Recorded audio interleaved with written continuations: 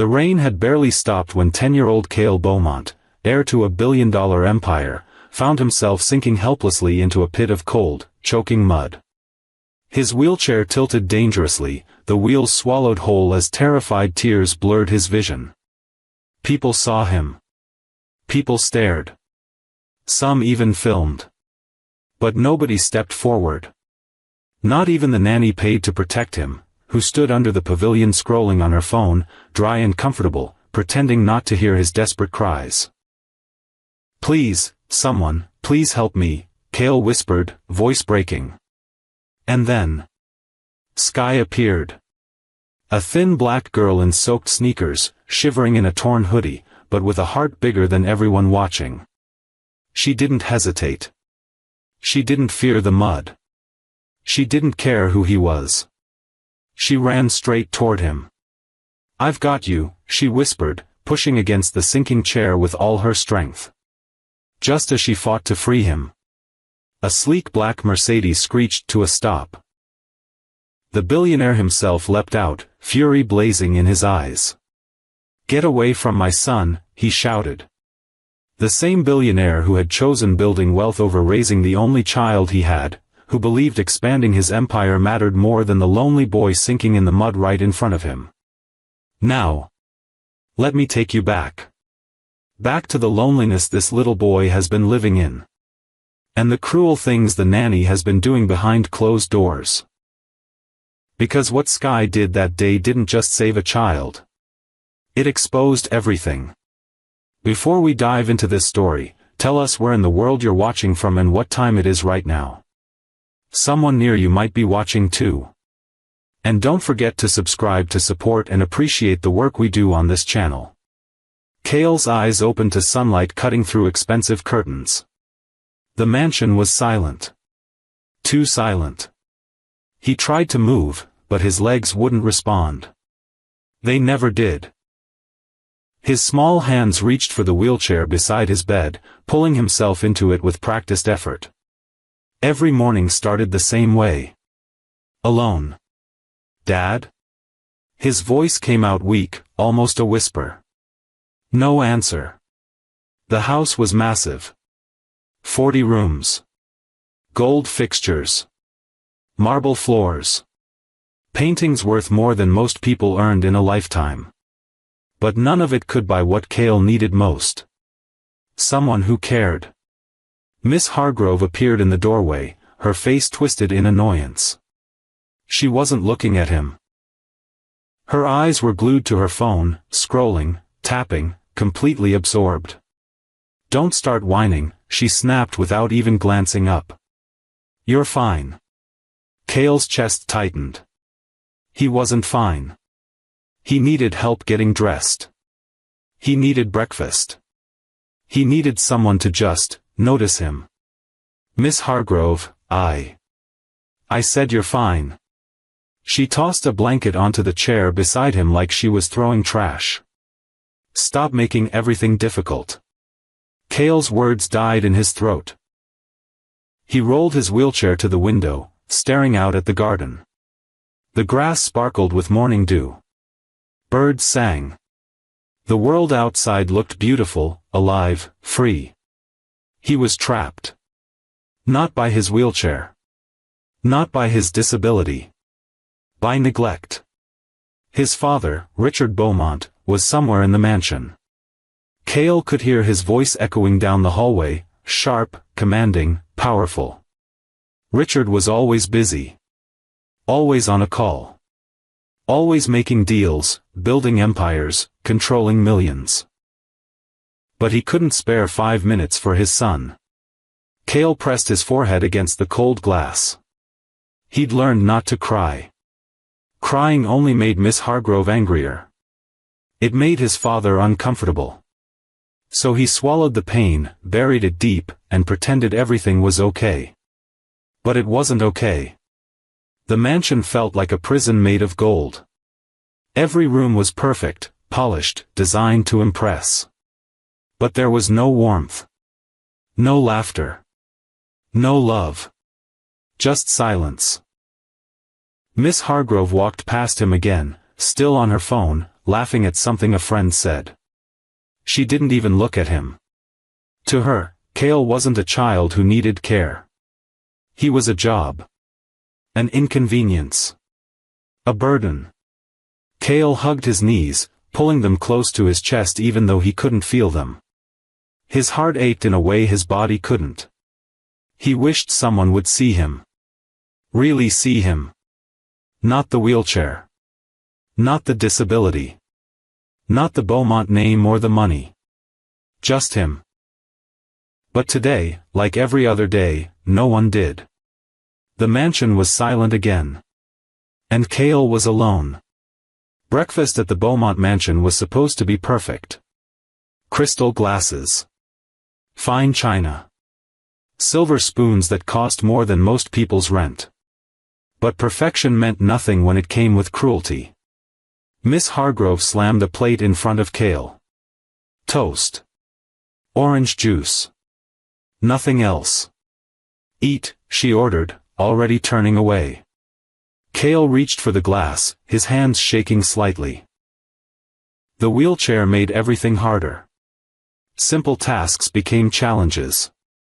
But he'd learned to adapt. The glass slipped. Milk splashed across the table, dripping onto his lap. Miss Hargrove spun around, her face twisted with rage. Are you serious? She grabbed a towel and threw it at him. Do you know how expensive that tablecloth is? Be careful, or you'll ruin everything. Cale's throat went dry. I'm sorry, Sorry doesn't clean up messes.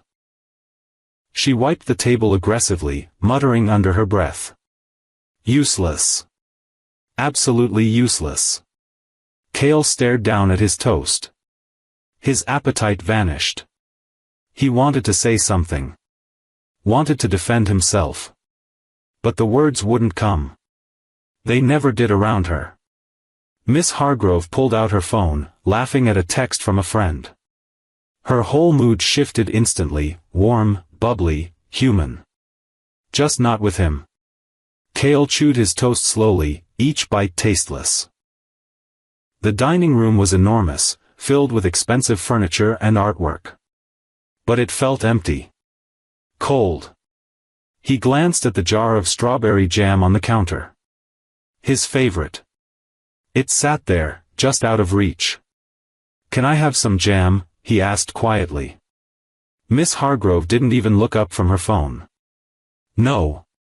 But I said no.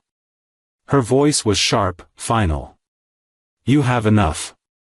Stop asking for things. Cale's fingers tightened around the toast. His chest felt heavy, like something was pressing down on him. Around him, everything screamed wealth. The chandelier above cost more than most cars. The chairs were imported from Italy. The walls were decorated with paintings from famous artists. But none of it mattered. What good was luxury when you were treated like trash? What good was money when you couldn't buy kindness? Miss Hargrove continued scrolling, completely unbothered. To her, Cale's feelings didn't exist. His needs were annoying. His presence was a burden. Cale finished his toast in silence, swallowing each bite like it was glass. He thought about his father. Richard was probably in his office right now, making calls, signing papers, building his empire. Too busy to notice his son was drowning. Too busy to care. Miss Hargrove stood up, stretching. Clean up your crumbs, she said, not even looking at the mess she'd made with the towel. And don't make me repeat myself. She left the room, her heels clicking against the marble floor. Cale sat alone at the massive dining table, surrounded by wealth that meant nothing. He wiped a crumb off the table with his small hand, his movements slow, defeated. This was his life. Gold cages. Cold hearts. Endless silence. And no one to hear him scream. Cale's eyes caught movement outside the window. A butterfly. Its wings were bright orange, dancing in the sunlight. It landed on a flower in the garden, delicate and free. Cale's heart lifted for the first time all morning. "Miss Hargrove?" His voice was soft, hopeful. "Can I go outside? Just for a minute? I want to see the garden." Miss Hargrove's head snapped toward him. Her eyes flashed with anger. "What did you just say?" Cale's breath caught. I just wanted to stay here." She marched toward him, her finger jabbing toward the wall like a weapon. "You have no business outside." "None. But I only." "Enough." Her voice exploded through the room, sharp enough to make him flinch. "Do you think I'm your servant? Do you think I'm here to cater to your every whim?" Cale shrank back in his wheelchair. His hands gripped the armrests, knuckles white. "I just wanted to see the butterfly," he whispered. Miss Hargrove leaned down, her face inches from his. Her breath was hot, her words like venom. "You want to go outside? Fine. But if you keep asking, you'll lose breakfast. You'll lose your toys. You'll lose everything. Do you understand me?" Tears stung Cale's eyes, but he refused to let them fall. He'd learned that crying only made things worse. "Answer me," she demanded. "Yes," Cale choked out. "I understand." "Good." She straightened up, smoothing her shirt like nothing had happened. "Now sit there and be quiet. I don't want to hear another word from you." She walked away, leaving Cale alone in the center of the room.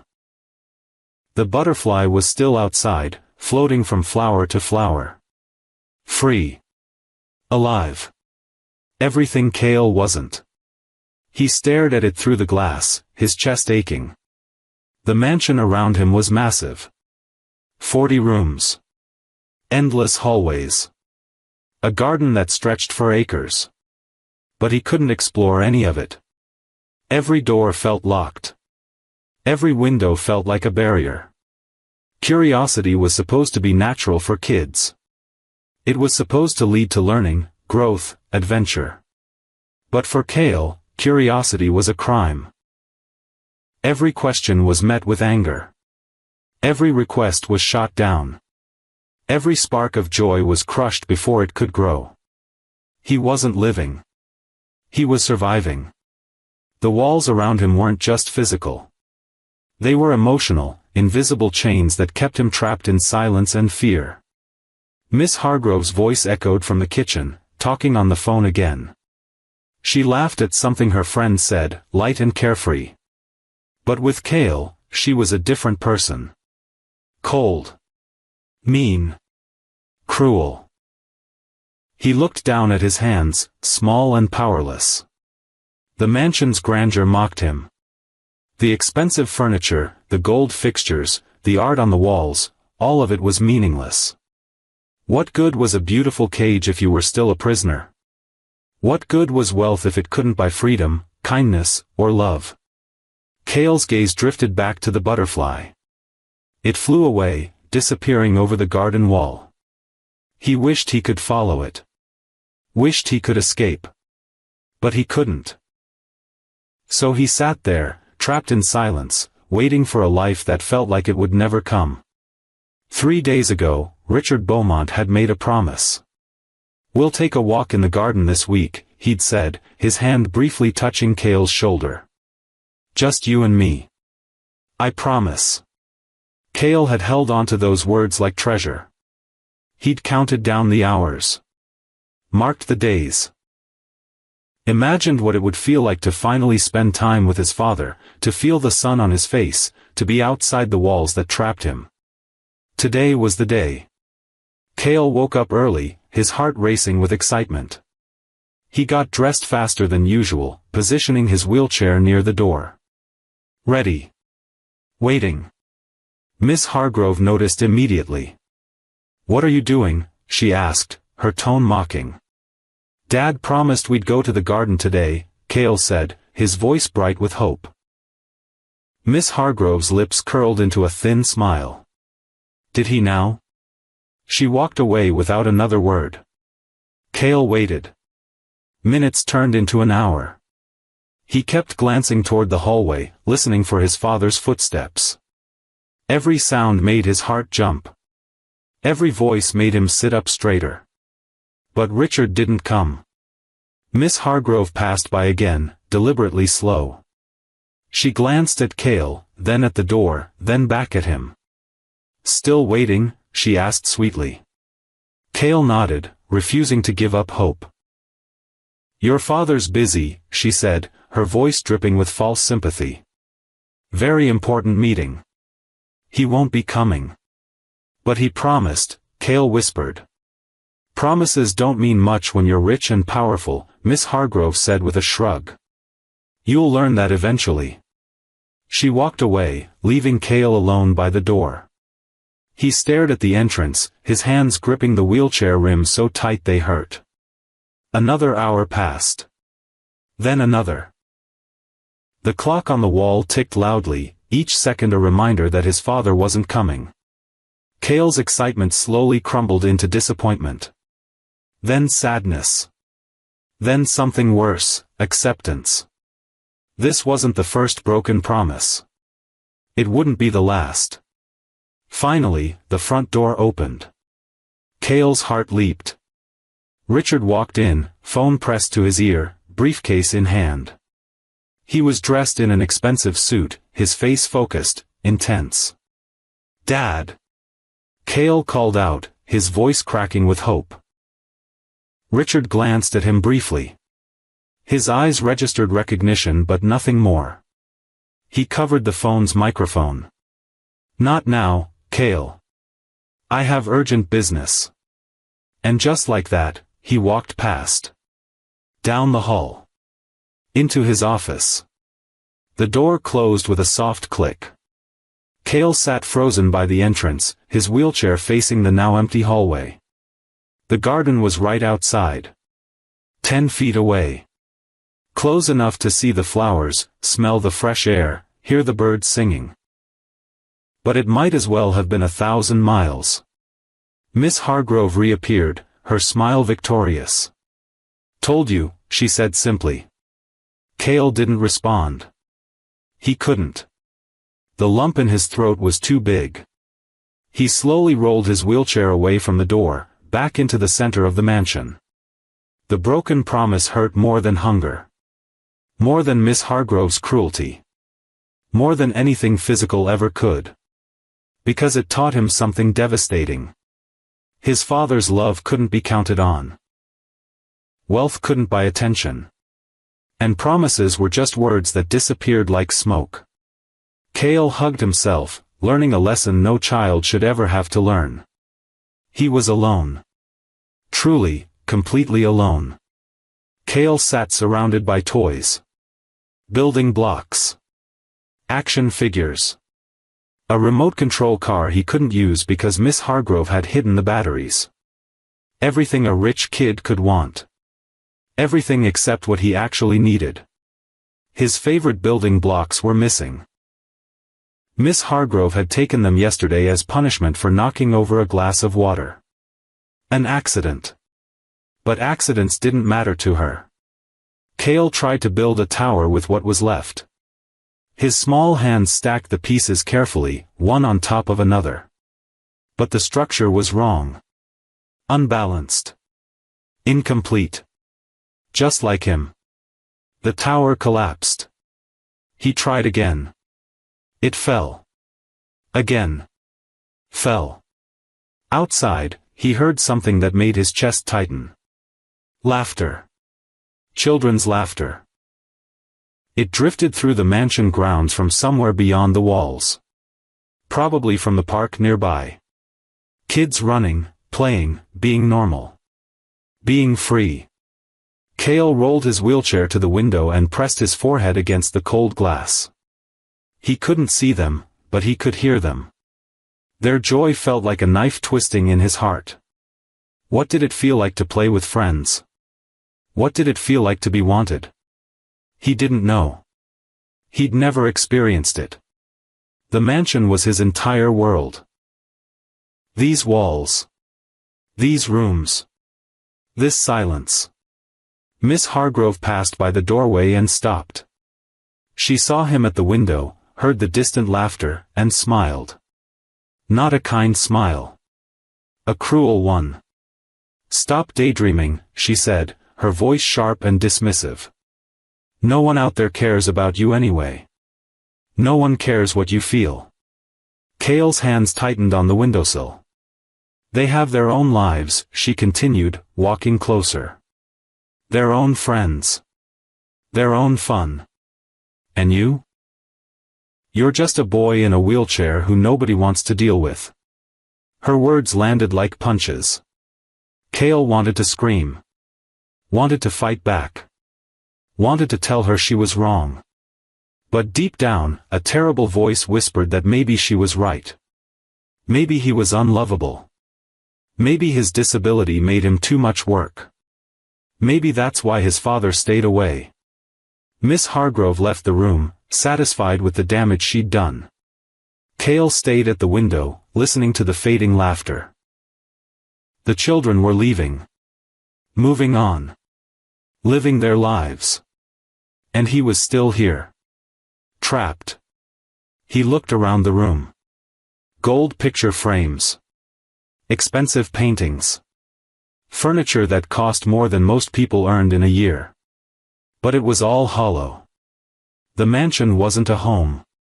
It was a prison with expensive bars. He rolled back to his toys and stared at them. They weren't companions. They were just objects. Cold. Lifeless. Silent. Like everything else in this place. Cale picked up a building block and held it in his hand. He wanted to throw it. Wanted to break something. Wanted to make someone feel the pain he felt every single day. But he didn't. Instead, he carefully placed it back down. Because fighting back only made things worse. Silence was safer than protest. Obedience was easier than rebellion. So he swallowed the hurt, buried it deep inside where no one could see it, and sat alone in the center of the room. The laughter outside had stopped completely now. The mansion returned to its natural state. Silence. Cold, suffocating silence. And in that quiet, Cale made a wish he'd made 1,000 times before. He wished someone would see him. Really see him. Not the wheelchair. Not the Beaumont name. Not the burden. Just him. A boy who wanted to be loved. But as the afternoon stretched on and no one came, Cale learned another painful lesson. Wishes didn't come true in golden cages. Cale had learned to read Miss Hargrove's moods. The way she walked told him everything. Heavy footsteps meant anger. Slow, deliberate steps meant she was planning something cruel. Today, her steps were slow.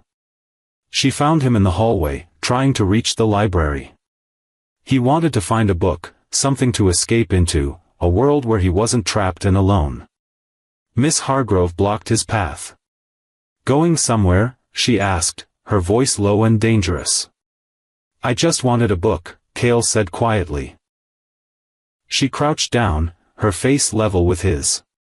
Her eyes were cold, calculating. "Let me tell you something, Cale," she began, her voice barely above a whisper. "Something you need to understand." Cale's heart started racing. "Your father doesn't care about you," she said, each word deliberate. "If he did, he'd be here. But he's not, is he?" Cale opened his mouth to protest, but she cut him off. "Friends? You don't have any. You never will. What child wants to play with someone in a wheelchair? Someone who can't run, can't play sports, can't do anything normal?" Tears burned in Cale's eyes. "You're nothing but a rich boy trapped in this house," Miss Hargrove continued, her smile cruel. "And if you cry or complain, don't expect anyone to rescue you. Because no one's coming." "That's not true," Cale whispered, his voice cracking. "Isn't it?" She stood up, looking down at him. "Your father works 16-hour days. He travels constantly. He has meetings, dinners, conferences. And you? You're just another item on his to-do list. One he keeps forgetting about. Cale's chest felt tight, like he couldn't breathe. Miss Hargrove leaned against the wall, examining her nails casually. You think anyone cares if you fall? If you get hurt? If you fail?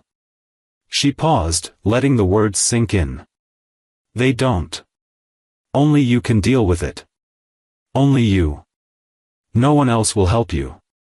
Not your father. Not anyone. Do you understand? Cale nodded slowly, unable to speak. His throat was too tight, his heart too heavy. Good, Miss Hargrove said, satisfied. Now go back to your room. And remember, complaining only makes things worse for you. She walked away, her heels clicking against the marble floor. Cale sat frozen in the hallway, her words echoing in his mind. Part of him wanted to believe she was lying. That his father did care. That someone would come for him if he really needed help. But another part, the part that had been growing stronger each day, wondered if she was right. His father's absences weren't accidents. They were choices. The broken promises weren't mistakes. They were patterns. The isolation wasn't unfortunate. It was intentional. Miss Hargrove's cruelty had a terrible power. It didn't just hurt his body or take away his things. It poisoned his mind. It made him doubt himself. Question his worth. Believe that maybe, just maybe, he deserved this treatment. That maybe he was the problem. Cale slowly rolled back toward his room, his movements mechanical, defeated. The mansion felt colder than ever. Every gold fixture, every expensive painting, every piece of luxury mocked him. What good was wealth when it couldn't protect you from cruelty? What good was a family name when your family didn't want you? But deep inside, beneath the pain and fear and doubt, something tiny remained. A flicker. A spark. A stubborn, burning hope that refused to die completely. Cale didn't know it yet, but that tiny ember would soon become his salvation. He just had to survive long enough to find it. Cale had been watching the garden all morning. Through the massive windows, he could see everything. The grass. The flowers. The birds hopping from branch to branch. Freedom was right there. Just beyond the glass. So close he could almost taste it. Miss Hargrove sat in the next room, distracted by her phone. He could hear her laughing, talking to a friend, completely absorbed in her conversation. This was his chance. Maybe his only chance.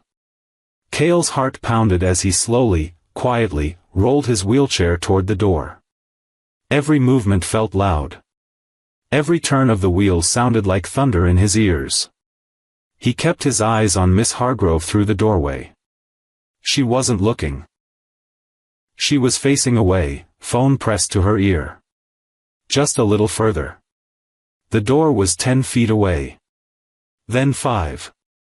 Then 3. Cale's hands moved faster on the rims, his breath coming quick and shallow. He could see the garden path through the glass. Smell the fresh air seeping through the crack. Almost there. His fingers touched the door handle. What do you think you're doing? Miss Hargrove's voice exploded behind him like a gunshot. Cale froze, his hand still on the handle.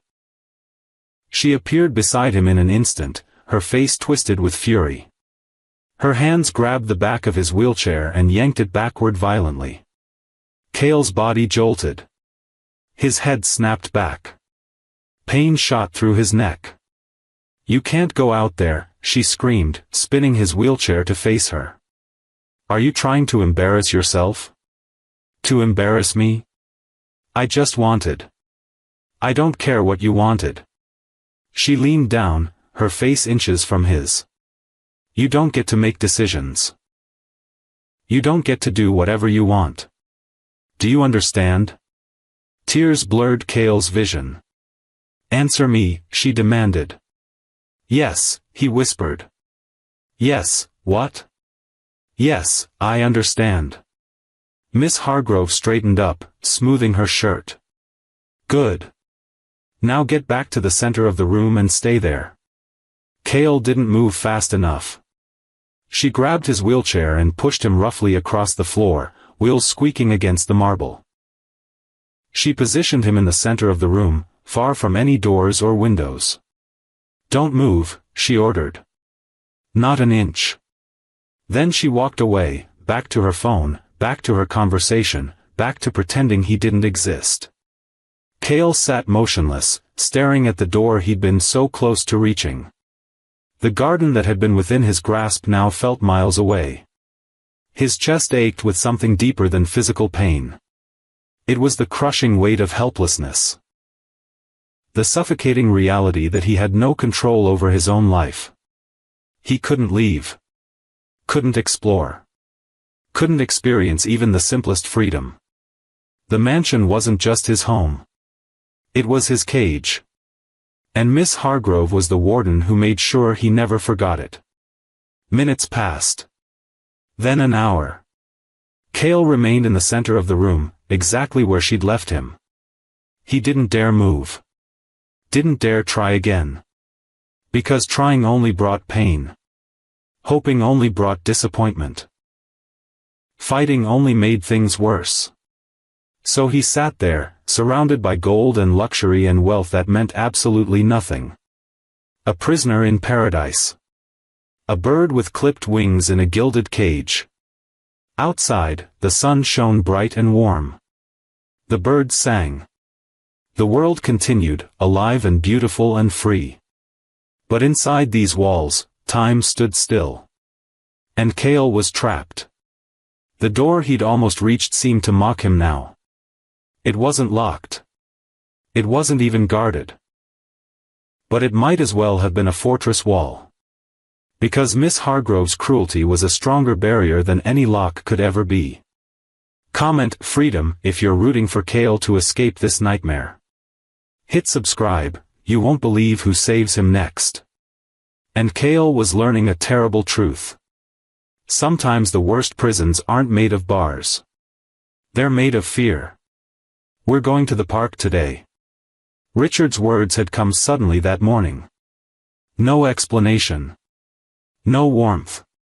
Just a statement. Cale's heart had leaped. The park. Outside. Real freedom, even if just for an hour. But Miss Hargrove's face had darkened immediately. The park, she'd said, her voice dripping with disgust. Those paths are muddy. Dirty. Full of messy children running around. Richard hadn't even looked up from his phone. Take him. I'll meet you there in an hour. Now they were here.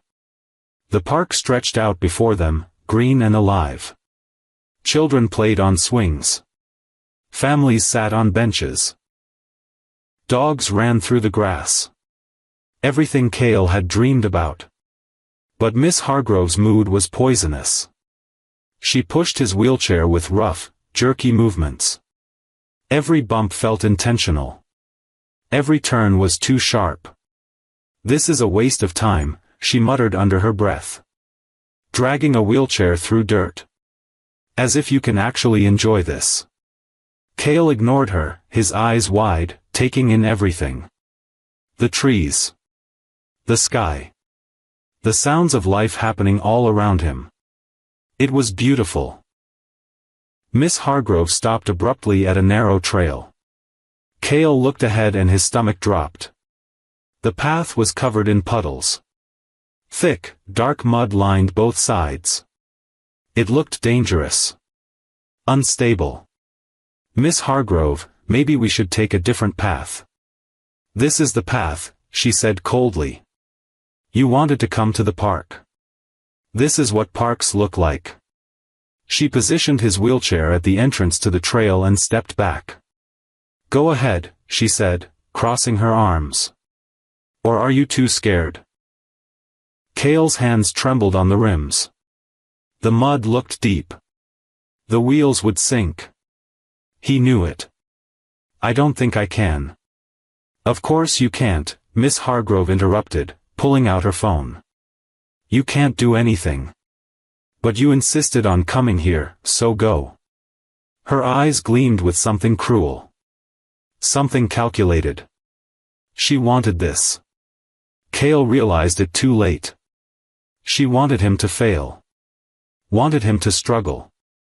Wanted to prove that he was helpless, useless, incapable. Go, she repeated, her voice sharp. Cale took a shaky breath and pushed forward. The front wheels hit the mud immediately. They sank. Not just a little.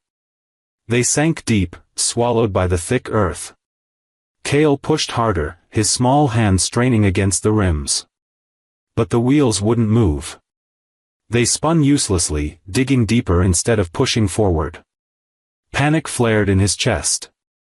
Miss Hargrove, I'm stuck. She didn't move. She stood there, phone in hand, watching him struggle. No. Not just watching. Filming. Cale saw the phone pointed at him, saw the small red recording light. She was recording his struggle. Help.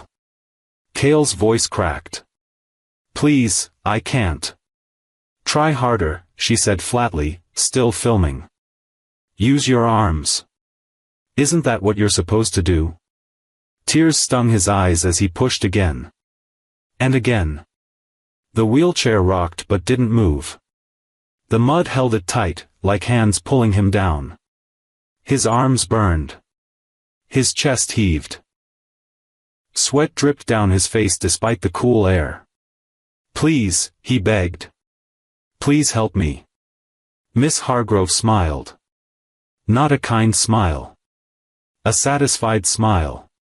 She'd gotten exactly what she wanted. People walked past. Joggers. Dog walkers. Families. Some glanced over. Some slowed down. But no one stopped. No one helped. And Miss Hargrove just kept filming, her expression cold and victorious. Cale's arms gave out. He slumped forward in his wheelchair, exhausted, defeated, trapped. The park that had seemed so beautiful moments ago now felt like a nightmare. And the worst part? His father was supposed to meet them here. Supposed to arrive any minute. But Cale knew the truth now.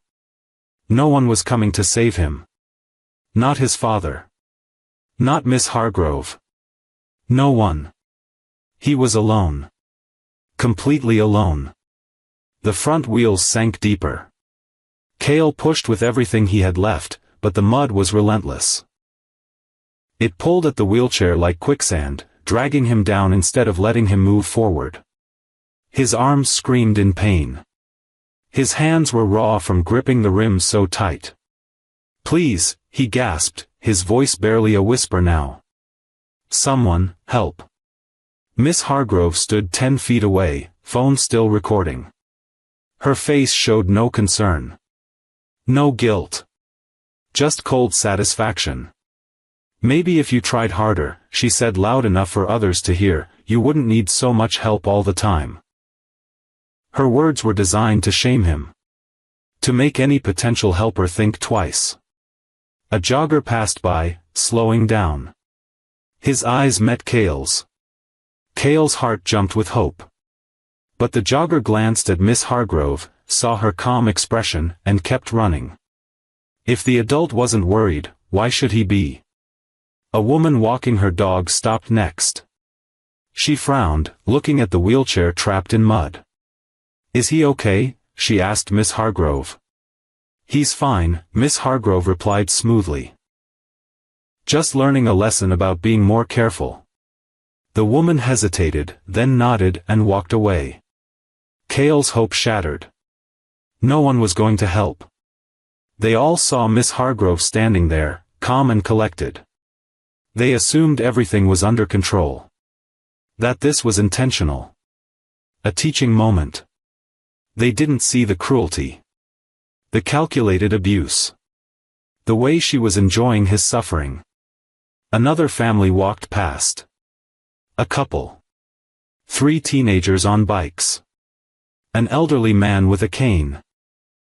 All of them looked. All of them saw. None of them stopped. Cale's chest tightened. His breathing became shallow, panicked. The wheelchair tilted slightly as one will sank deeper than the other. For a terrifying second, Cale thought he might tip over completely. "Help!" he screamed, his voice cracking with desperation. "Please! Someone help me!" Miss Hargrove zoomed in with her phone, capturing every moment of his breakdown. Tears streamed down Cale's face.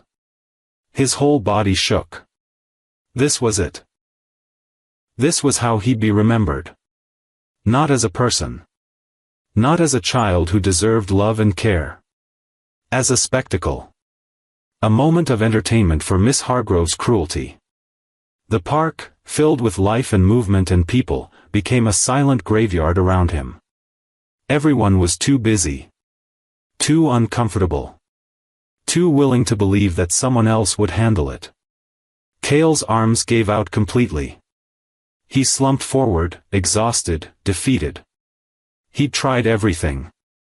Screamed. Begged. Fought. Nothing worked. The mud held him prisoner, just like the mansion did.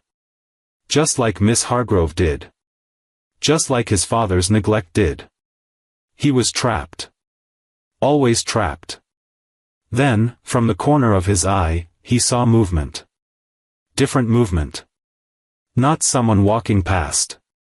Not someone glancing and continuing. Someone running. Straight toward him. Cale lifted his head, vision blurred by tears. A figure cut through the wet grass, moving fast. Determined. Fearless. Not an adult. A kid. A girl. She didn't slow down. Didn't hesitate. Didn't look at Miss Hargrove for permission or explanation. She just ran. Her shoes hit the mud with a splash. She didn't care. Didn't even flinch as the thick earth splattered across her clothes. She reached Cale's wheelchair and grabbed the handles with both hands. "I've got you," she said, her voice steady but breathless. Cale stared at her, too shocked to speak. She was younger than him, maybe by a year. Her skin was dark, her hair pulled back in a ponytail. Her clothes were simple, worn, nothing expensive. But her eyes burned with something Cale had almost forgotten existed. Compassion. "We're getting you out," she said firmly, planting her feet. And together, they began to fight. Sky's hands gripped the wheelchair handles like her life depended on it.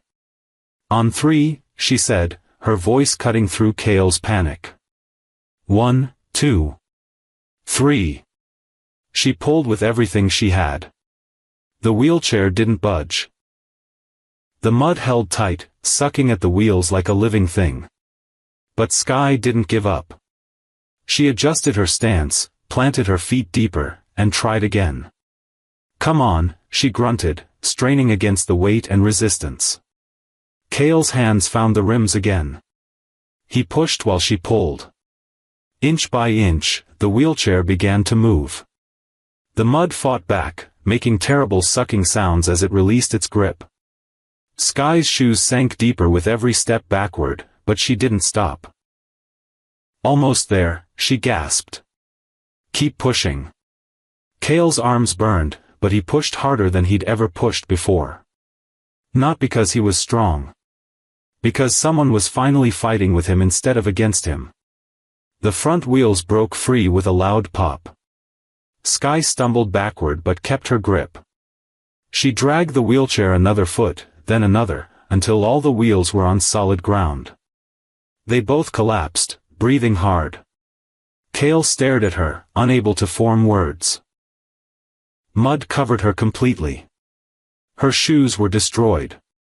Her jeans were soaked. Her hoodie clung to her arms. She'd ruined her clothes. Her shoes. Everything. For him. A stranger. You okay? Skye asked, still catching her breath. Cale nodded, tears streaming down his face again. But this time they weren't tears of fear or hopelessness. They were tears of gratitude. Relief. Disbelief. Someone had come for him. Someone had actually helped. Miss Hargrove's voice shattered the moment. What do you think you're doing? She snapped, marching toward them. Her phone was finally down, her face twisted with irritation. Skye stood up, placing herself between Miss Hargrove and Cale. He was stuck, Skye said simply. I helped him. No one asked for your help, Miss Hargrove shot back. This is none of your business. He was screaming for help, Skye replied, her voice calm but firm. That makes it everyone's business. Miss Hargrove's face reddened. She wasn't used to being challenged. Especially not by a child. You've ruined your clothes for nothing, Miss Hargrove said coldly. He was fine. I was handling it. You were filming him, Skye said flatly. The words hung in the air like an accusation. Miss Hargrove's mouth opened, then closed. For the first time, she had no response. A car pulled up to the curb. Sleek. Black. Expensive. Richard Beaumont stepped out, his phone pressed to his ear as always. But when he saw the scene, he froze. Cale, covered in mud, tears on his face. Skye, soaked and filthy, standing protectively beside him. Miss Hargrove, phone in hand, guilt written across her features. Richard's expression shifted from confusion to shock to something darker. What happened here? His voice was quiet but sharp. Miss Hargrove straightened, trying to regain control. Nothing, sir. Just a small incident. Everything's under control. He was stuck in the mud, Skye interrupted, her voice cutting through the lies. For a long time. She didn't help him. She just recorded it. Richard's eyes went to Miss Hargrove's phone. Then to his son's terrified face. The pieces clicked into place. Is this true? Richard asked, his voice dangerously low. Miss Hargrove opened her mouth, scrambling for an excuse, but nothing came out. The silence was her answer. Richard's jaw clenched. His hands formed fists at his sides. For the first time in years, he saw his son. Really saw him. Not as an obligation. Not as a task to delegate. Not as something to be managed. As a child who had been suffering. Alone. Afraid. Neglected. And the only person who had shown courage wasn't someone he paid. It wasn't someone trained. It wasn't even an adult. It was a young girl who had nothing. Who owed them nothing. Who risked everything to do what was right. Richard knelt beside Cale, his voice shaking. I'm so sorry. Skye stepped back, giving them space. She didn't need recognition. Didn't need reward.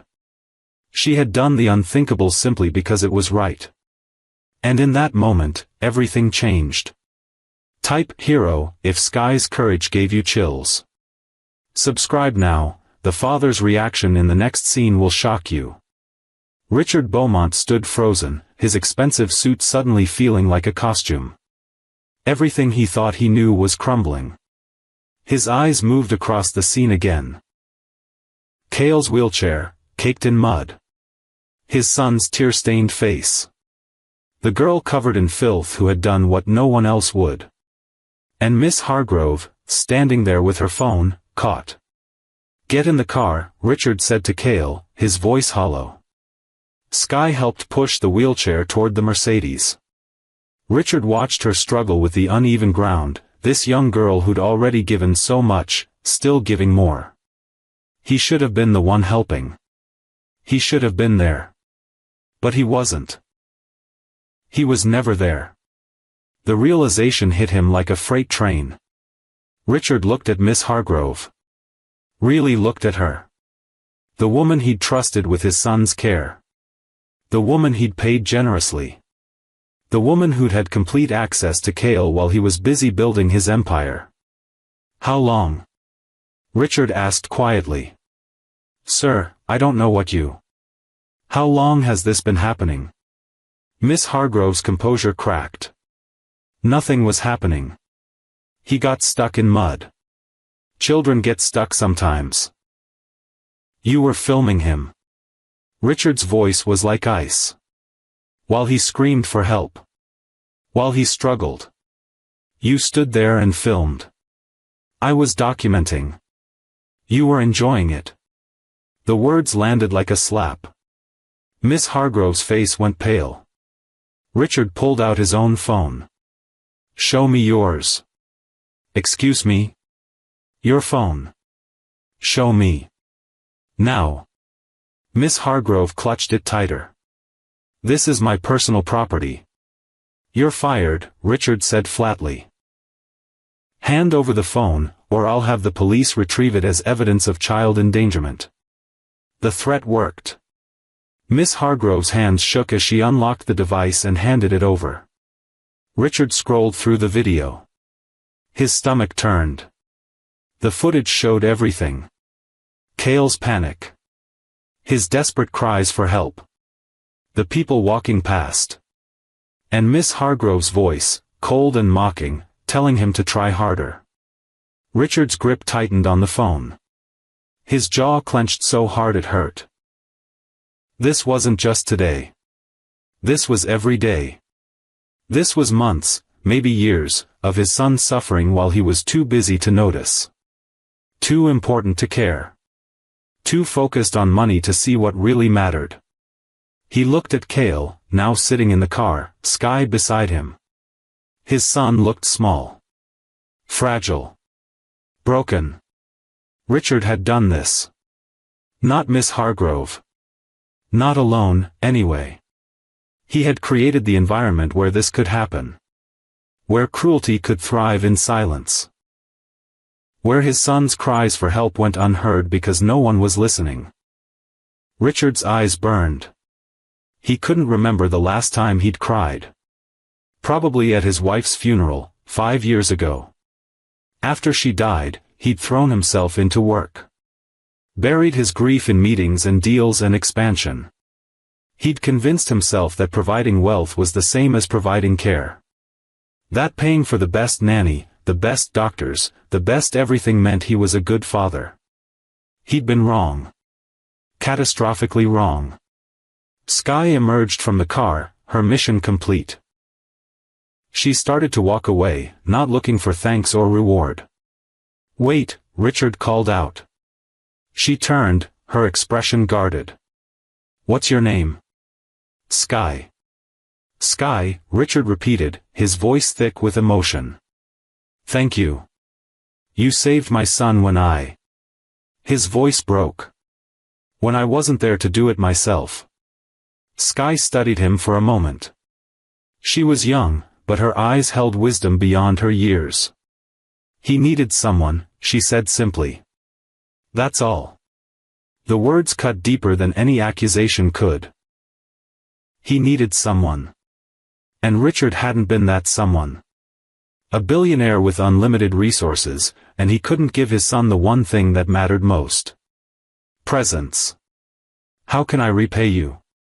Richard asked. Sky glanced at her ruined shoes, then back at him. Just take care of him. Really take care of him. She walked away before Richard could respond.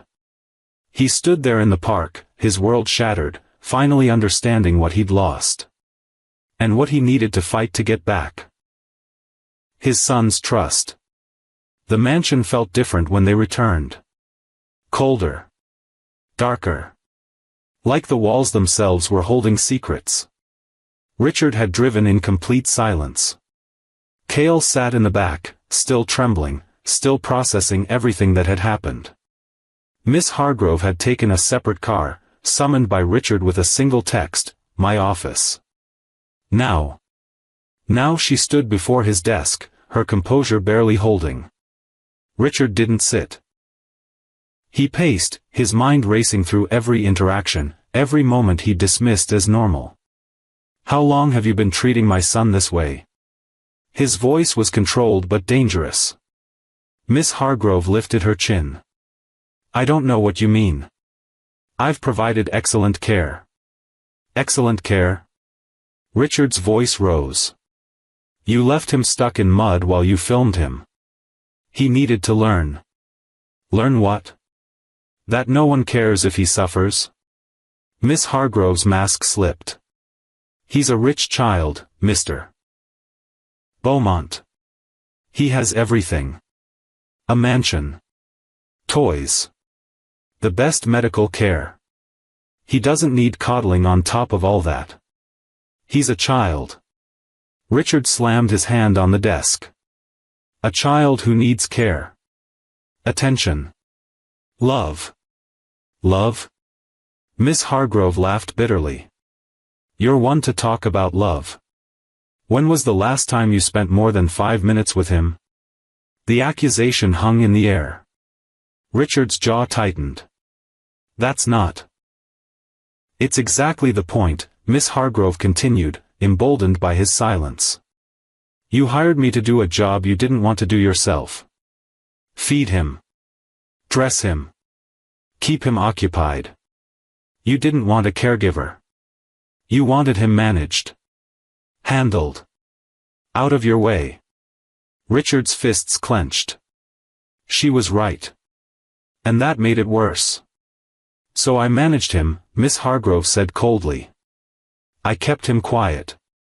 Kept him from bothering you. Kept him from making demands you didn't want to meet. That's what you paid me for." "I paid you to care for him." "No," Miss Hargrove said sharply. "You paid me to make him invisible." The word struck like lightning. Richard stared at her, seeing clearly for the first time. She wasn't just cruel. She was a mirror reflecting his own failures back at him. "Cale cried for you," Miss Hargrove continued. "Every day. Asked when you'd come home.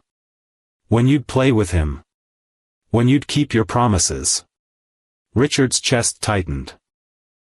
"And every day, I had to be the one to tell him you were too busy. Too important. Too unavailable. Do you know what that does to a child?" "Stop," Richard whispered. "He stopped asking eventually," Miss Hargrove said, her voice quieter now. "Stopped hoping. That's when I knew you'd succeeded. You'd trained him to expect nothing from you. I said stop. But she wouldn't. The dam had broken. So yes, I was harsh with him. Because someone had to prepare him for reality. The reality that his father doesn't care. That wealth doesn't equal love. That he's alone." Richard's hands trembled. "Get out." "Gladly." Miss Hargrove grabbed her bag. "But firing me doesn't change anything. You're still the same man who ignored his son for years. Still the same father who chose board meetings over bedtime stories." She walked toward the door, then paused. "That girl saved him today," she said without turning around. "A stranger did what you should have done. What you've always should have done." The door closed behind her with a soft click. Richard stood alone in his office, surrounded by awards and achievements and symbols of success. All of it meaningless. He sank into his chair, burying his face in his hands. Miss Hargrove was wrong about one thing. Firing her did change something. It meant Richard could no longer hide behind excuses. No longer blame someone else.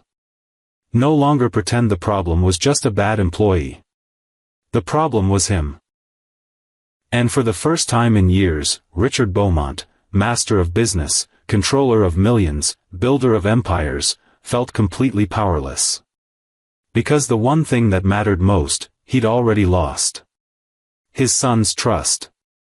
And he had no idea how to get it back. Richard sat alone in his office for 20 minutes. Then he did something he'd never done before. He went looking for his son. Not to check on him quickly. Not to ask someone else how he was doing. But to actually find him, sit with him, and listen. He found Cale in his room, staring out the window. The same window he'd pressed his face against countless times, wishing for freedom. "Cale?" Richard's voice was soft, uncertain. Cale turned slightly but didn't speak. Richard wheeled a chair over and sat down, eye level with his son. The position felt foreign, vulnerable. "I need to see something," Richard said gently. "Miss Hargrove's phone. The video from today. I need to watch it with you. I need to understand." Cale's eyes widened with fear. "Dad, you don't have to." "Yes, I do." Richard pulled out Miss Hargrove's phone. His hands shook as he pressed play. The video started with Cale's wheelchair approaching the muddy path. The camera was steady, deliberate. Miss Hargrove had framed it perfectly, like she was documenting something entertaining. Cale's voice came through the speaker. "Miss Hargrove, maybe we should take a different path. This is the path. You wanted to come to the park. This is what parks look like." Richard's jaw clenched. The wheelchair entered the mud. The wheels sank immediately. Cale struggled, his small arms straining. "Miss Hargrove, I'm stuck. Try harder. Use your arms. Isn't that what you're supposed to do?" Richard's stomach turned. The video continued. Cale's panic escalated. His cries for help became desperate. People passed by, glanced, kept walking. And Miss Hargrove just filmed. Silent. Watching. Enjoying. Richard saw his son's face collapse into tears. Saw the moment hope died in his eyes. Saw him slump forward in defeat. Then Sky appeared on screen, running through the mud without hesitation. The video ended. Richard sat frozen, the phone trembling in his hand. He'd seen it earlier, but watching it with Cale beside him made it unbearable. This wasn't just footage. This was his son's suffering, captured and preserved. "Cale," Richard's voice broke. I had no idea. "I tried to tell you," Cale whispered. The words hit like a hammer. "When?" Richard asked, though he dreaded the answer. "Lots of times. But you were always busy. Always on calls. Always leaving." Richard's eyes burned with tears. "What else did she do?" Cale hesitated, his small hands clutching the armrests of his wheelchair. "Tell me," Richard said gently. "Please. I need to know." The floodgates opened. Cale told him everything. The cold breakfasts. The punishments for curiosity. The isolation. The threats. The lies she'd planted in his mind, that no one cared, that he was a burden, that he deserved to be alone. Every word was a dagger in Richard's heart. "She said you didn't want me around," Cale said quietly. "That I was just another thing on your to-do list. Something you kept forgetting about." Richard closed his eyes, tears spilling down his cheeks. "She said I'd never have friends because of my wheelchair. That I was too much work. That no one would ever really want me." "Stop," Richard whispered, but Cale kept going. "She took my favorite toys as punishment. Hid my building blocks. Made me sit in the center of rooms so I couldn't reach anything. She said I was useless. That I ruined everything I touched." Richard pulled Cale close, wrapping his arms around his son for the first time in months. Maybe years. "I'm so sorry," Richard sobbed. "I'm so sorry." Cale remained stiff in his arms, unsure how to respond. This man had been absent for so long, his sudden presence felt strange. "I should have been here," Richard said, pulling back to look at his son. "I should have noticed. Should have listened." Should have protected you. Cale's lower lip trembled. Why didn't you? The question was simple but devastating. Richard had no good answer.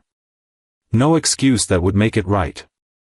Because I was a coward, he said finally. I was afraid of failing you. So I threw money at the problem instead. Hired someone else. Convinced myself that providing wealth was the same as providing love. It's not, Cale said softly. I know that now. They sat in silence, the weight of lost time pressing down on both of them. Finally, Richard spoke again. I can't undo what happened. Can't erase the pain. But I promise you, from this moment forward, I will be here. Really here. Cale looked at him, searching his father's face for truth. Do you believe me? Richard asked. Cale didn't answer. But he didn't pull away either. And for now, that was enough. Richard didn't sleep that night. He sat in his office, replaying every memory, every missed moment, every time he'd chosen work over his son. The sunrise found him at Cale's door, waiting. When Cale woke, Richard was there. Not Miss Hargrove. Not a stranger. His father. Good morning, Richard said softly. Cale blinked, confused. His father never came to his room in the morning. I thought we could have breakfast together, Richard continued. Just us. What do you want? Cale stared at him, waiting for the catch. The phone call that would interrupt. The meeting that would pull him away. Anything, Richard said. Whatever you want. Pancakes? Cale asked hesitantly. With strawberry jam? Pancakes with strawberry jam it is. Richard didn't call the cook. He went to the kitchen himself, fumbling with ingredients, burning the first batch, starting over. Cale wheeled into the kitchen, watching in amazement. His father, the man who commanded boardrooms and controlled millions, was making pancakes. Badly. But trying. These might not be great, Richard admitted, flipping a lopsided pancake. I haven't cooked in years. It's okay, Cale said quietly. They sat together at the small kitchen table, not the formal dining room. Richard had pulled his chair close, no distance between them. The pancakes were slightly burned and weirdly shaped. But Cale ate them like they were the best meal he'd ever had. Because they were made with something money couldn't buy. Effort. Time. Presence. Cale, Richard said, setting down his fork. I want to tell you something important. Cale looked up, syrup on his chin. Yesterday, I fired Miss Hargrove. She's never coming back. Ever. Cale's shoulders relaxed slightly. A weight he didn't know he was carrying lifted. But firing her isn't enough, Richard continued. I need to fix what I broke. Fix us.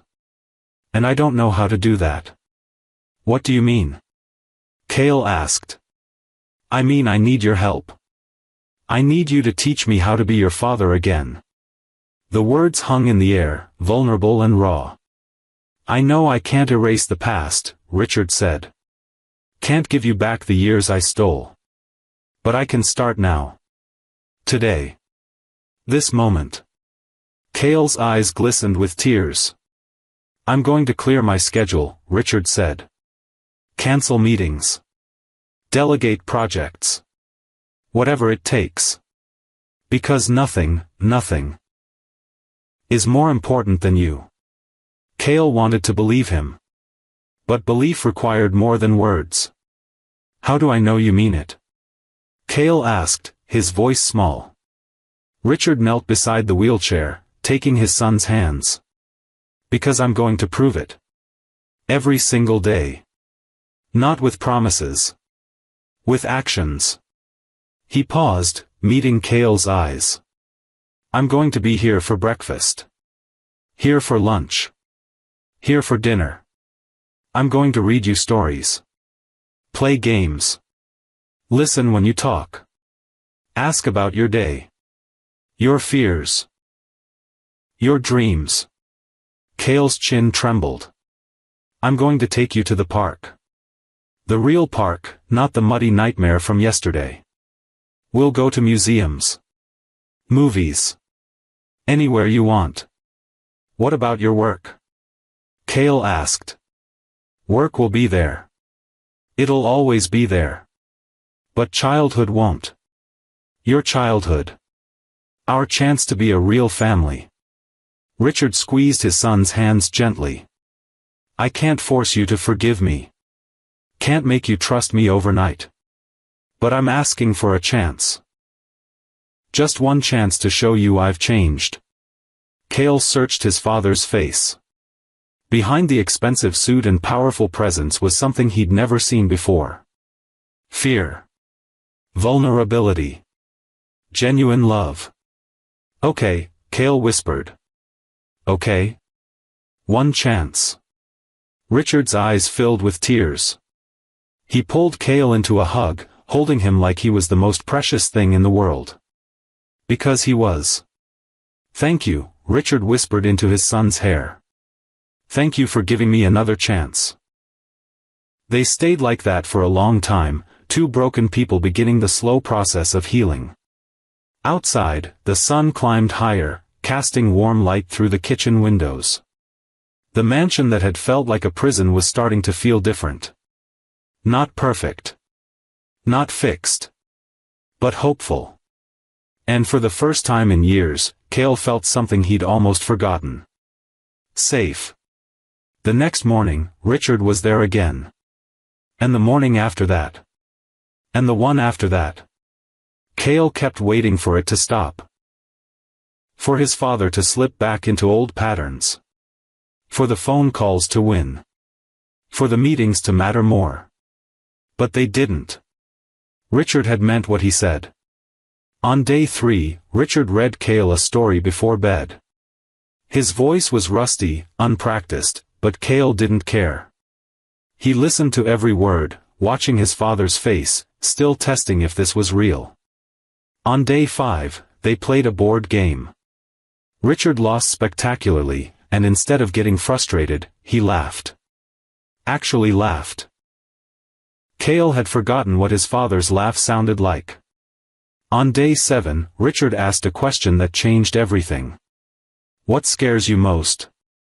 They were sitting in the garden, the real garden, not behind glass. Cale felt the sun on his face, heard birds singing, smelled flowers blooming. Besides Miss Hargrove? Cale asked. Besides her. Cale thought carefully. That you'll leave again. That this will stop. Richard's chest tightened. But he didn't deflect. Didn't make excuses.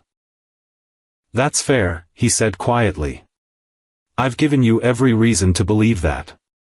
Will you? Cale asked, turning to look at his father. Leave again? Cale nodded. Richard set down his coffee and turned his chair to face his son directly. Honestly? I don't know what the future holds. I might mess up. Might make mistakes. But I promise you this, I will never abandon you again. Not the way I did before. How do I know? Because I'm not just changing my schedule, Cale. I'm changing me. Richard pulled out his phone, the device that had stolen so much of his attention, and showed Cale his calendar. See this? I blocked off every morning and every evening. Marked them as Cale time. Non-negotiable. My assistant knows. My board knows. Everyone knows.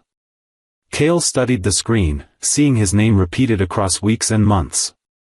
But more than that, Richard continued, I'm learning to listen. Really listen.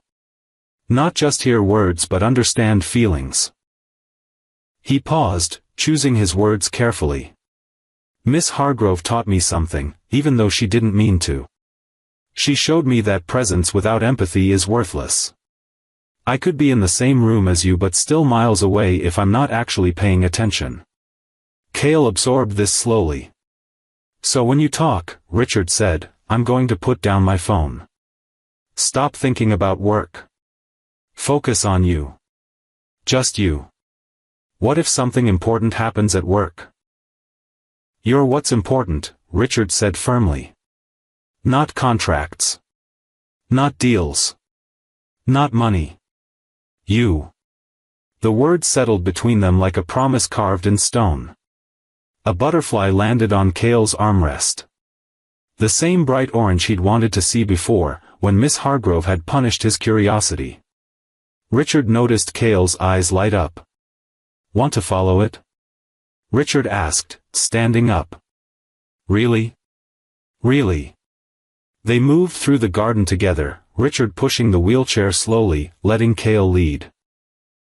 The butterfly danced ahead, and they followed, laughing when it landed on a flower just out of reach. It was simple. Ordinary. Nothing expensive or grand. But it was everything. For the first time, Cale felt like his father saw him. Not as a responsibility. Not as a problem to solve. But as a person worth knowing. That evening, Skye appeared at the door. Richard had invited her, wanting to thank her properly. But more than that, he wanted Cale to have a friend. Someone his own age who understood courage and kindness. Cale's face transformed when he saw her. Skye. She smiled, walking in with the same confidence she'd shown in the park. Richard watched them talk, watched Cale laugh freely, watched his son be a kid for the first time in years. And he realized something profound. Wealth had given his son comfort but stolen his childhood. Power had built empires but destroyed relationships. Success had earned respect but cost him love. Skye had nothing compared to Richard's fortune. But she had given Cale something priceless. Hope. Courage. The belief that someone cared. Richard knew he had so much to learn. About empathy. About presence. About being human instead of just being successful. But watching Cale smile, really smile, he knew the lesson was worth it. Richard stepped back, giving Cale and Skye space. He'd never seen his son this comfortable with anyone. Cale's whole body language changed around her. Shoulders relaxed. Smile genuine. Guard down. Want to see my room?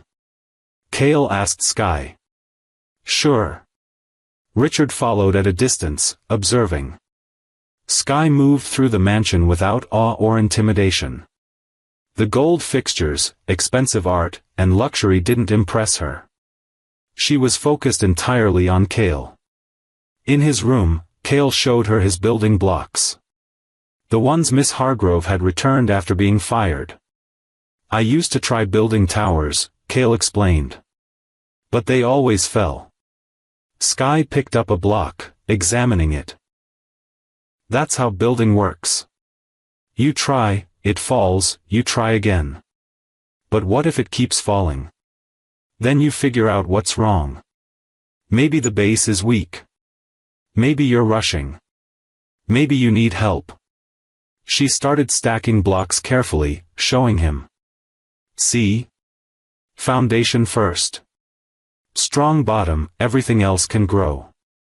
Cale watched, mesmerized. Life's like that too, Skye continued, still building. You can't rush trust. Can't force it. Gotta build it right. Richard leaned against the doorframe, absorbing every word. Sometimes, Skye said, placing another block, you have to trust someone new to help you. It doesn't mean you're weak. It means you're brave enough to accept help. Cale's voice dropped. But what if they hurt me? Skye paused, meeting his eyes. Some people will. But some won't. And you can't let the bad ones stop you from finding the good ones. How do I know the difference? Time, Skye said simply. Watch what they do, not what they say. Actions always tell the truth.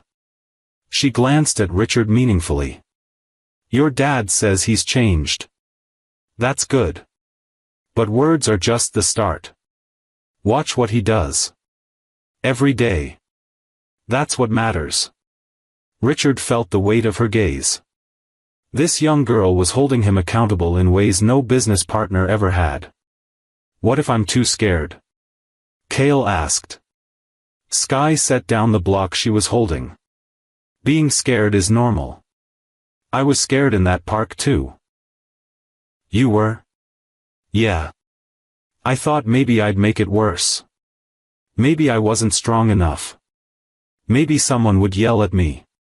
But you did it anyway. Because you needed help more than I needed to feel safe. That's courage, Cale. Doing the right thing even when you're scared. Cale looked at the tower Sky had built. Tall. Steady. Strong. Can I try? He asked. Of course. Cale reached for a block. His hand shook slightly, but he placed it carefully on top. It held. He added another. Still standing. See? Sky smiled. You're already doing it. Building something new. Something better. Richard's throat tightened. The metaphor wasn't lost on him. Cale was rebuilding trust. Rebuilding himself. And Richard had to prove he was a solid foundation, not sand. Sky. Cale asked quietly. Will you really come back? I promise. Miss Hargrove made promises too. Sky's expression hardened. I'm not her. When I say something, I mean it. And if something happens that stops me from coming, I'll tell you. I won't just disappear. Okay. You believe me? Cale studied her face, searching for lies, for cracks, for anything that felt like Miss Hargrove. He found nothing but honesty. Yeah, he said finally. I believe you. Sky grinned. Good. Because you're stuck with me now. Richard spoke for the first time. Sky, thank you. For everything. For saving him. For coming back. For teaching us both. She turned to him, her young face serious again. Just keep showing up, Mr. Beaumont. That's all he needs. Someone who keeps showing up. I will. Every day. Every day. Sky nodded, satisfied. She stood up, brushing off her jeans. I should go. But I'll be back this weekend. We can build more towers. I'd like that, Cale said. As Richard walked Sky to the door, she stopped him. He's fragile right now, she said quietly. Don't break him again. I won't. Good. Because if you do, you'll answer to me. Despite everything, Richard smiled. This fearless girl was protecting his son better than he ever had. Deal. Sky left, her muddy sneakers leaving faint prints on the marble floor. Richard didn't call anyone to clean them. He left them there as a reminder. 2 weeks passed since Sky's visit. Richard kept his promise. Every single day. But Cale still woke up expecting it to end. One morning, Richard found Cale sitting by the window again. The same spot where he used to sit alone, wishing someone would notice him. Bad dream? Richard asked gently. Cale nodded slowly. Want to talk about it? Cale hesitated. Opening up felt dangerous. Every time he'd been vulnerable before, it had been used against him. But Richard waited. Didn't rush. Didn't push. Just sat there, present. I dreamed Miss Hargrove came back, Cale finally said. And you were gone again. Richard's chest tightened. That must have been terrifying. It felt real. I know. Richard moved closer. Can I tell you something? Cale turned to face him. I'm scared too, Richard admitted. Of what? That I've hurt you so badly you'll never trust me again. That I've wasted too much time. That I'm too late. Cale stared at his father, surprised. He'd never heard him admit fear before. But being scared doesn't mean I give up, Richard continued. It means I try harder. Fight harder. Show up harder. What if the dream comes true? Cale asked quietly. It won't. Miss Hargrove is gone. Forever. I made sure of it legally. She can't come near you ever again. But what about you leaving? Richard took Cale's hand. I'm not going anywhere. Even when I mess up, and I will mess up, I'm staying. I'm fighting for us.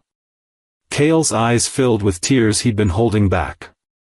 It's okay to be angry at me, Richard said softly. It's okay to not trust me yet. It's okay to test me. I deserve all of it. I want to trust you, Cale whispered. But I'm scared. Then we'll be scared together. And we'll work through it together. Something broke open in Cale's chest. Years of pain, loneliness, and fear poured out in sobs he'd been suppressing for months. Richard pulled him close, holding him while he cried. Not telling him to stop. Not telling him to be strong. Just holding him. I hated you, Cale sobbed into his father's shoulder. I hated that you were never there. That work mattered more. That everyone else got their parents except me. I know, Richard said, his own voice breaking. I'm so sorry. She said you didn't care. That I was a burden. That you wished I wasn't here. That's a lie. A complete lie. Then why weren't you here? The question Richard had been dreading. The one he had no good answer for. Because I was a coward, Richard said honestly. After your mom died, I didn't know how to be both parents. Didn't know how to handle your disability, your needs, your emotions. So I ran. Hid behind work. Convinced myself money could replace presence. Cale pulled back, looking at his father through tear-blurred eyes. But I was wrong, Richard continued. So catastrophically wrong. You didn't need money. You needed me. And I failed you. I needed you so bad, Cale cried. Every day. Every single day. I know. And I'll spend the rest of my life making up for that. They sat together in the morning light, both crying, both broken, both beginning to heal. Tell me what you need, Richard said. Right now. What do you need from me? Cale thought about it. Just stay. Don't leave this room. Don't check your phone. Just stay. Done. Richard stayed. For 2 hours, they sat together. Sometimes talking. Sometimes silent. Sometimes crying. Sometimes just breathing. No phones. No interruptions. No excuses. Just presence. By the time the sun climbed higher, something had shifted. The wounds weren't healed. They were too deep for that. But they had started to close. And for the first time since his mother's death, Cale felt something he thought he'd lost forever. He felt seen. Heard. Valued. He felt like someone's son. Not a burden. Not a task. Not an inconvenience. A son. And that made all the difference. Richard hired a new caregiver. But this time, he was present for every interview. Asked Cale's opinion on each candidate. Made sure his son felt safe. They chose Maria, a woman with kind eyes and a gentle voice who spoke to Cale like a person, not a problem. If she ever makes you uncomfortable, Richard told Cale, you tell me immediately. No waiting. No second chances. Cale nodded, still cautious but hopeful. The first week with Maria was a test. Cale watched her closely, waiting for the mask to slip, for the cruelty to emerge. But it never did. Maria asked what he wanted for breakfast. Respected his numbers. Encouraged his curiosity instead of crushing it. One morning, Cale knocked over a glass of juice. He froze, bracing for the explosion. Maria just smiled. Accidents happen. Let's clean it up together. No yelling. No punishment. No shame. Cale's hands trembled as he helped wipe the table. He kept glancing at her, waiting for the other shoe to drop. It didn't. That night, he told his father, Maria's different. Good different? Yeah. She's nice. Actually nice. Richard felt relief flood through him. I'm glad. Dad? Cale's voice was small. Will you check on her sometimes? Make sure she stays nice? Every day, Richard promised. I'm watching everything now. The days turned into weeks. Richard kept showing up. Breakfast together. Lunch when he could. Dinner always. Bedtime stories became routine. He started taking Cale to therapy. Not just physical therapy for his legs, but therapy for his mind, for the trauma Miss Hargrove had inflicted. Richard attended sessions with him. The therapist asked Cale questions that made him uncomfortable. About fear. About trust. About the voice in his head that said he was worthless. That voice isn't yours, the therapist explained. It's Miss Hargrove's. She planted it there. How do I make it stop? Cale asked. You replace it. With truth. With love. With evidence that contradicts it. Richard squeezed Cale's hand. We'll build that evidence together. They started a new routine. Every night before bed, Richard asked Cale 3 questions. What made you happy today? What made you proud today? What do you need from me tomorrow? The first few nights, Cale struggled to answer. Years of neglect had trained him to dismiss his own needs. But slowly, he learned to speak them. I was happy when Maria let me choose my own clothes. I was proud when I built that tower without it falling. Tomorrow, I need you to take me outside. To the garden. Just us. And Richard delivered. Every single request. One afternoon, they sat in the garden together. The same garden Cale had once begged to visit, only to be denied. Now he was here freely, his father beside him, no punishment, no cruelty. Dad? Cale asked, watching a bird hop across the grass. Yeah.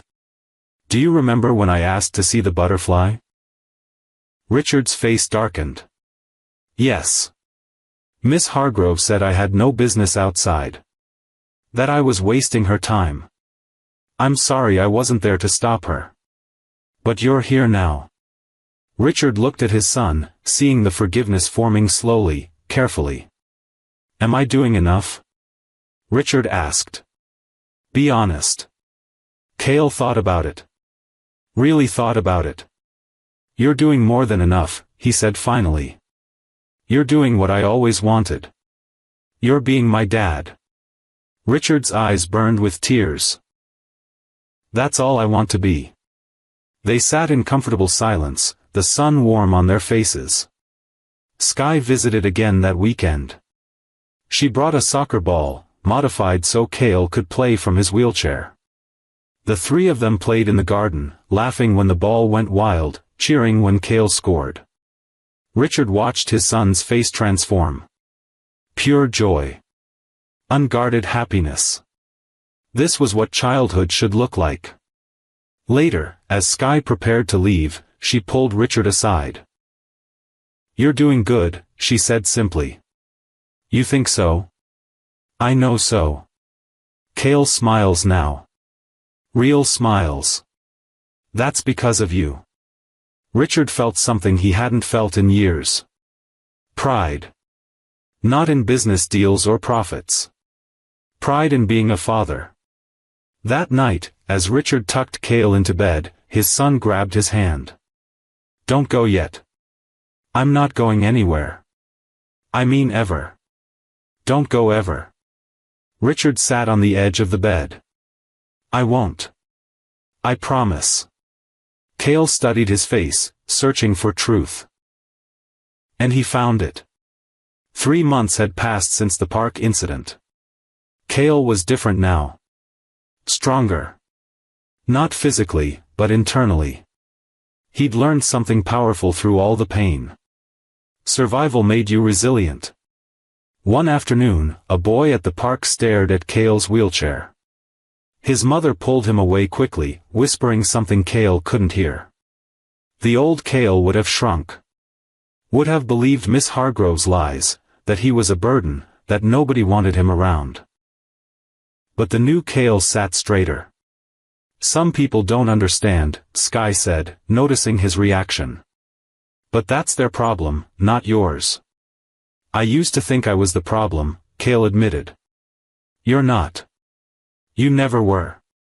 Richard, sitting on a nearby bench, watched his son process this. Watched him choose strength over shame.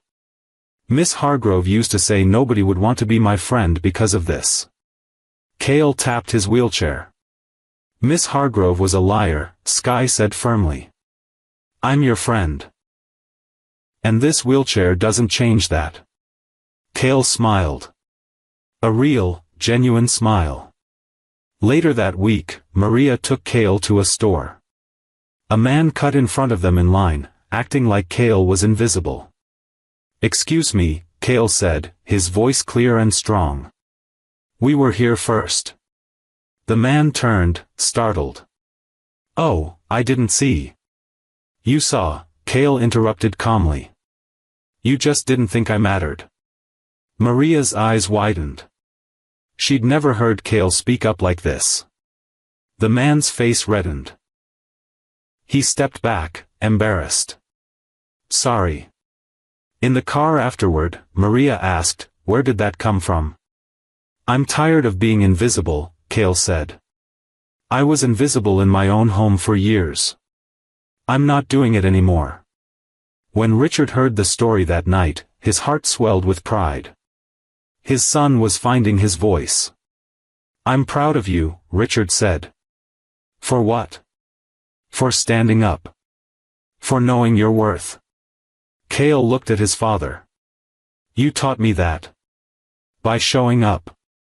By proving I matter." Richard's throat tightened. "You've always mattered. I know that now." The next day, Cale asked Richard something unexpected. "Can I talk to other kids? Kids like me?" "What do you mean?"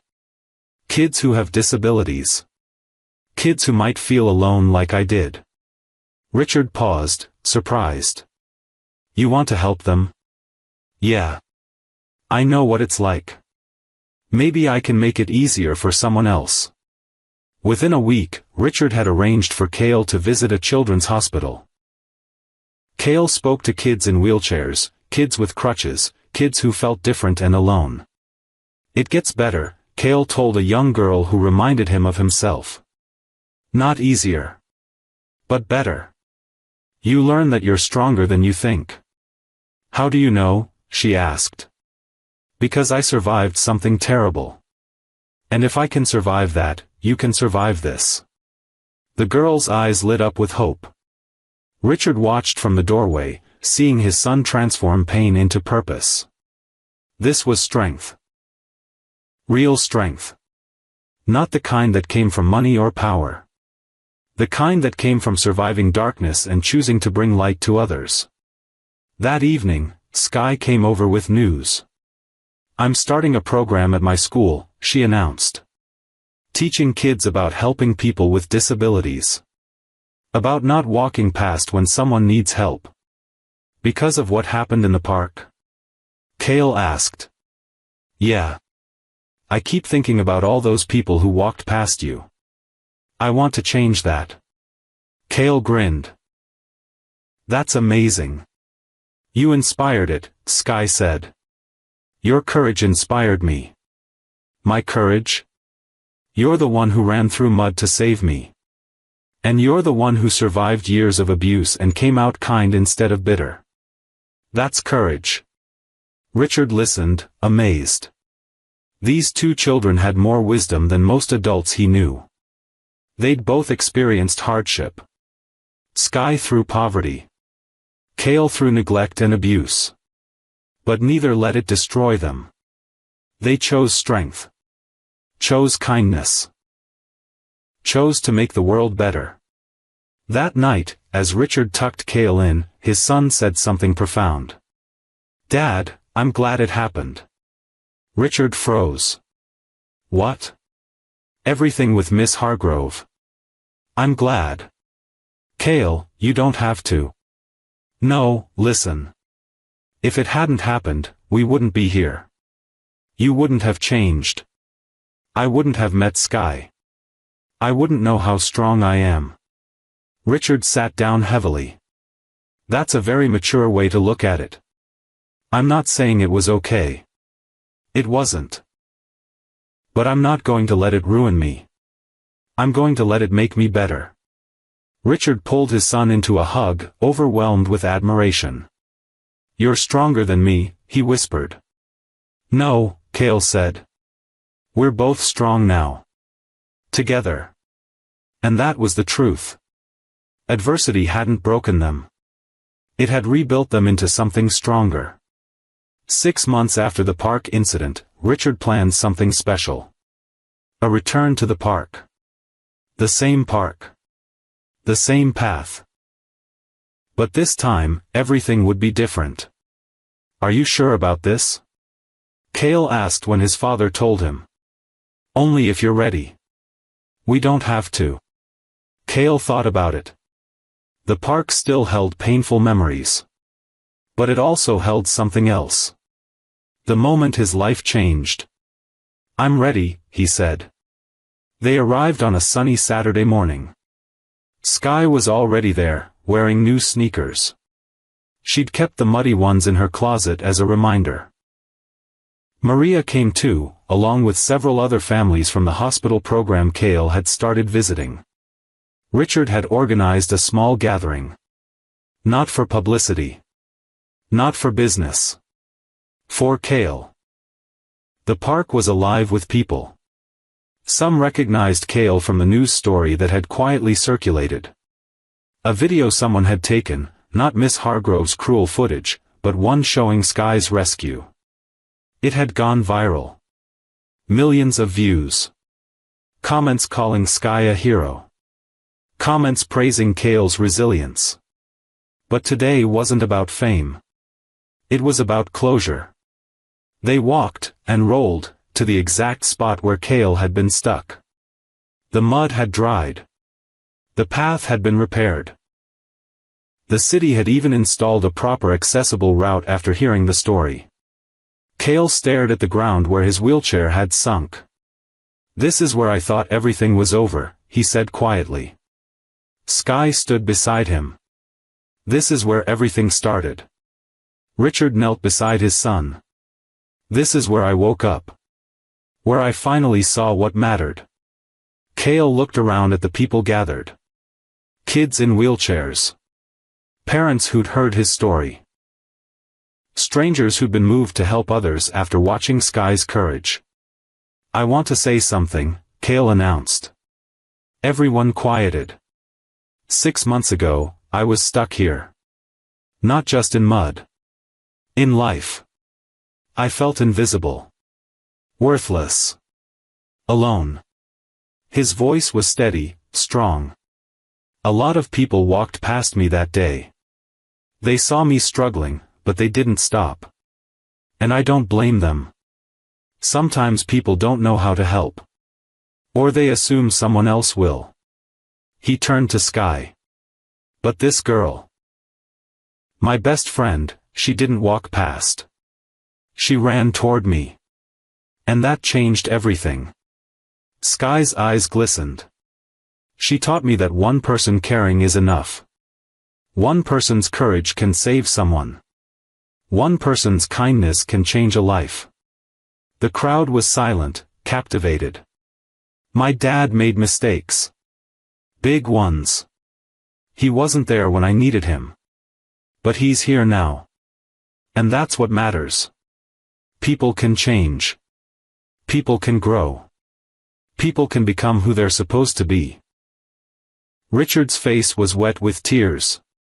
So if you see someone struggling, in mud, in life, wherever, don't walk past. Run toward them. Be the person they need. Because you might be the only one. The applause started small, then grew. But Cale wasn't finished. And if you're the person stuck in the mud, hold on. Someone's coming. Maybe not today. Maybe not tomorrow. But someone will see you. Someone will care. Don't give up. The crowd erupted in applause. Children cheered. Parents wiped their eyes. Richard stood and addressed everyone. My son is the bravest person I know. Not because he's in a wheelchair. Not despite it. Just because of who he is. And I'm honored to be his father. He turned to Sky. This young woman showed me what true wealth looks like. Not money. Not power. Courage. Compassion. Action. He pulled out an envelope. Sky, I've set up a scholarship fund in your name. For kids who demonstrate exceptional kindness and bravery. You'll be the first recipient. Sky's mouth dropped open. Mr. Beaumont, I didn't do it for. I know. That's exactly why you deserve it. Sky looked at Cale, who grinned and nodded. Thank you, she whispered. The gathering continued with games, food, and laughter. The park that had once been a place of trauma became a place of celebration. As the sun began to set, Richard, Cale, and Sky sat together on a bench. How do you feel? Richard asked his son. Free, Cale said. Finally free. Sky leaned her head on Cale's shoulder. We did it. You did it, Cale corrected. You saved me. No, Sky said. We saved each other. Richard watched the sun paint the sky in oranges and pinks. 6 months ago, he'd been a man who had everything and nothing. Now he had what mattered. His son's trust. His son's love. His son's forgiveness. The mansion would never be cold again. It was finally a home. Not because of gold or luxury. Because of presence. Love. And courage. Cale looked at his father. Ready to go home, Dad? Yeah. Let's go home. Together, they left the park. Not as broken people haunted by the past. But as a family built on hope, strengthened by adversity, and bound by love. The muddy path was behind them. The future stretched ahead, bright and full of possibility. And for the first time in years, all three of them believed tomorrow would be better than today. Because they'd learned the most important lesson of all. One act of courage could change everything. And love, real, present, consistent love, could heal anything.